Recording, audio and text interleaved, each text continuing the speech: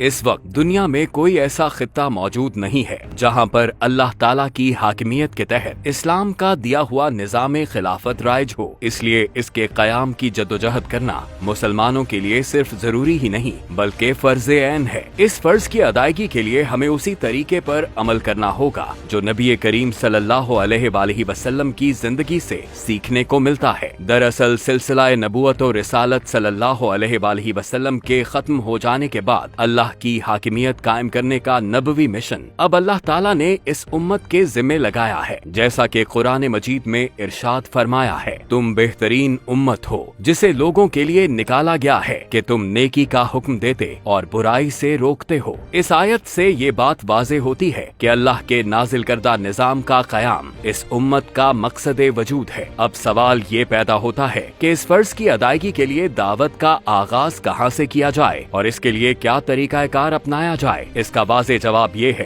कि क्योंकि ये जिम्मेदारी अल्लाह और उसके रसूल सल्लल्लाहु अलैहि वसल्लम ने इस उम्मत को सौंपी है तो उसकी अदायगी का तरीका भी हमें सुन्नत रसूल सल्लल्लाहु अलैहि वसल्लम से ही मिलेगा। नबी करीम सल्लल्लाहु अलैहि वसल्लम ने दावत का आगाज अपने अहले खाना और अजीजो अकारिब से किया, जिसके बाद आप सल्लल्लाहु अलैहि वसल्लम ने सरदाराने मक्का से लेकर उस दौर की सबसे बड़ी ताकतों यानी कैसरो किसरा तक ये दावत पहुंचाई और इस काम के लिए उस जमाने में राइज तमाम तरीके इख्तियार फरमाए। हमें भी चाहिए कि हयाए खिलाफत के लिए अपने अजीजो अकारिब से लेकर आम मुसलमानों और मुक्तदिर हलकों तक अपने पैगाम को मौसर तरीके से पहुंचाएं और उन्हें अल्लाह की धरती पर अल्लाह का निजाम नाफिज करने के लिए कायल करें। कुरान हमारी ये भी रहनुमाई करता है कि हमारी दावत का अंदाज कैसा हो। चुनाचे इरशाद फरमाया, ए नबी सल्लल्लाहु अलैहि वसल्लम अपने रब के रास्ते की तरफ हिकमत और उम्दा नसीहत के साथ दावत दो।